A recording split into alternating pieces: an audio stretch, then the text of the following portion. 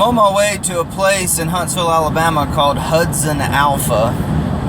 It's a bunch of super geniuses that do gene sequencing and all kind of crazy stuff. I think they're like cloning people and I don't know what they're doing, but they're the kind of people that think rocket scientists are dummies. So it should be an interesting group of people to talk about workplace violence, hostile intruder, and active shooter situations. I'm doing a training class for those guys up there. And since I'm on the road, I thought it'd be a good opportunity to talk about something that is everywhere, and there's no shortage of people's opinions out there. So sorry if this is a little redundant in the cyberspace world right now to discuss this, but we're hearing a lot of talk about assault rifles, following up the Orlando shooting, following up the other shootings all over the place. It seems like every other day there's a shooting. And these sort of things are on my mind a lot, not just as an American who is sick and tired of this stuff happening, but also as a professional who, like today, I'm actually traveling to another city to teach a class about this very thing. So it's a big part of my job. I do a lot of workplace violence training for my real job, my 9-to-5 job. And so I really have to look into these things, and I have to look at it objectively because it's my job. I need to be informed and educated. We in our industry, we try to see patterns and try to figure out what are indicators that this stuff is going to happen. And the reality is there's no handbook for this necessarily. There's no cookie cutter. This is how this stuff plays out. But there are themes and there's consistencies in these situations that we're probably foolish if we don't pay attention to these things. So anybody that's followed my page or has done training with me or whatever is pretty obvious where I fall on the political spectrum on most topics, and gun control is no different. But I don't look at it as though it's a conservative dogma. Oh well, I'm a conservative, so I have to be anti-gun control. I look at it from a common sense perspective. I was watching a video on BuzzFeed, of all things, and there was a guy on there talking about his relationship, if you will, with active shooter situations, being that in his life he's gone through a lot of them. And I say gone through, he wasn't personally involved in an active shooter situation, but has just lived in a time, all of us in my generation and a little older, a little younger, have lived in a world where it was a reality. Since Columbine, back in the day, I was in school when that happened. It's sort of something that we all think about because it's something that has happened in the types of environments that we find ourselves in. I do think one poignant thing that the guy on the BuzzFeed video said, he said, that our parents grew up and grandparents grew up in a world with wars, and we grew up in a world with active shooter situations. Now, somebody with my life experience grew up with both. I've been to war, and I think very heavily about active shooter situations, not only because of the generation I live in, but once again, because it's part of my job. But I kind of tie all this in together with the whole assault rifle debate. And here's the thing. You can call it an assault rifle you want to. I'm not going to get caught up in the semantics of whether an AR-15 is an assault rifle or not, simply because it is or isn't fully automatic. That seems to be where a lot of conservatives are going. This is not an assault rifle because it's not fully automatic. That's irrelevant.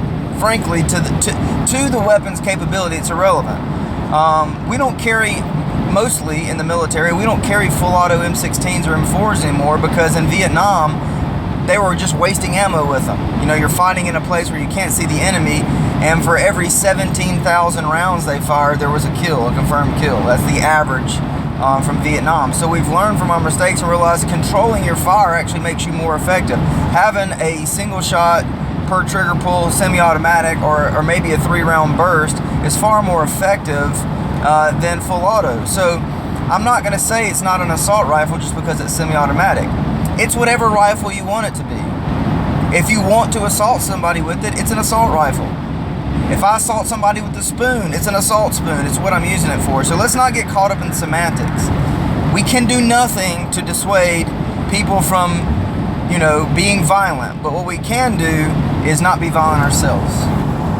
And what I mean by not be violent ourselves is that I pose no risk to the environment around me, the people around me, the society as a whole, by being an armed individual, by having something that someone else might use as an assault rifle because they're a criminal, me not being a criminal and having possession of that same tool poses no danger to society or my community or anyone around me. Because I will not use an AR-15 or a Steyr AUG or any of these other rifles that, you know, an AK-47, any of these things that are out there that everyone else would say, that's an assault rifle.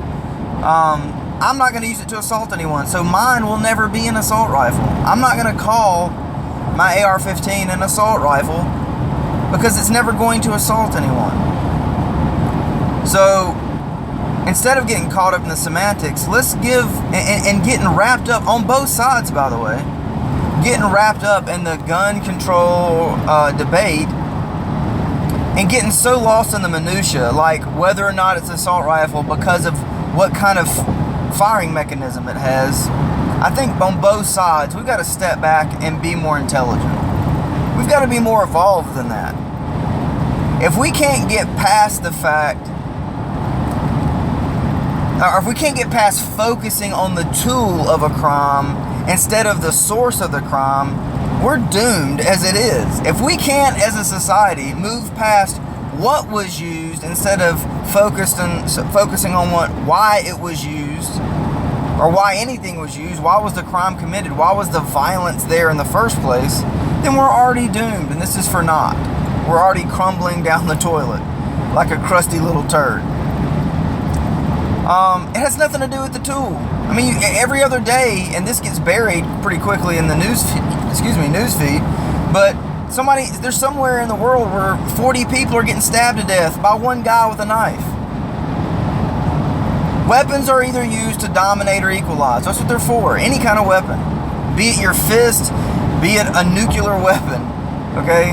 They're either used to dominate or equalize another force that's attempting to dominate. So we got to get past the tool here. Especially when we're just talking about a rifle. And yeah, I said just talking about a rifle. An AR-15, semi-automatic weapon that holds a 30-round magazine. They make 150-round magazines for them. It's irrelevant. It takes me less than 2 seconds to reload and continue to fire an AR-15. So how many rounds it holds is irrelevant. When you're the only guy in the environment with a firearm, you've got plenty of time to reload because everybody else is just running away from you or bleeding to death. So getting wrapped up in the firing mechanism, semi-automatic or full auto, or getting wrapped up in the magazine capacity, 5 rounds, 10 rounds, 30 rounds, 1,000,000 rounds, is stupid. We've got to be smarter than that. Let's focus on what's the real core issue here. Well, in a lot of this stuff, it's crazy people. What can you do about crazy people? Nothing. Crazy people are crazy. You can't uncrazy them. And if they really want to get their hands on a weapon, they'll do it. If it's not a rifle, it'll be some fertilizer and diesel fuel, and they'll blow the whole daggum place up. Timothy McVeigh. Or they'll grab a kitchen knife and they'll stab 30 people because no one wants to be the guy who gets stabbed first. So even though 30 people can easily overcome one person with a knife, they're all sheep and nobody's going to be willing to get stabbed first. They're all going to run in the other direction. And a back is an easy thing to stab. So get past the tools. Get past the fact that there's crazy people in the world, because those crazy people will always be there and they'll always have access to some form of weaponry. So there's 2 things we can do. We can try to get to the core of the issue, and we can ask ourselves the hard question, why is this really happening? And it's not just because a weapon is available. That's moronic to think that way.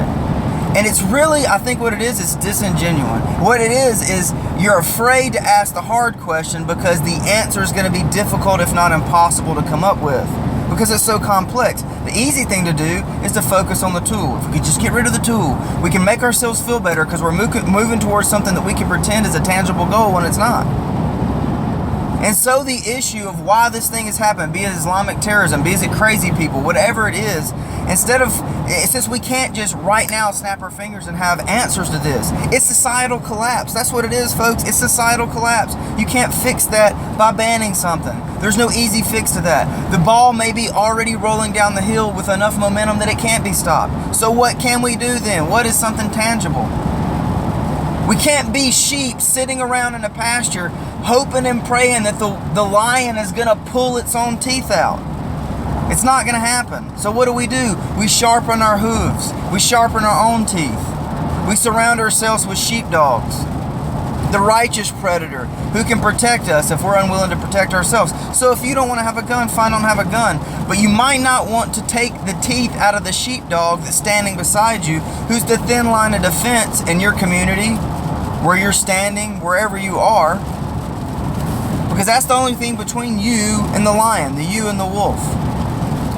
So if you can't do something about society, protect yourself. Or at least don't disarm the ones who are willing to protect you because you're incapable of protecting yourself. Common sense.